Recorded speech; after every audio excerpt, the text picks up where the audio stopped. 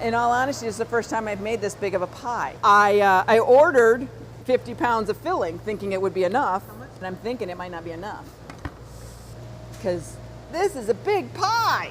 We're making a big old cherry pie for Taste of Chicago this year. I have a rendition of our cake, but it's going to be this big tiered cheesecake with a big pie on top. This is our 38th year.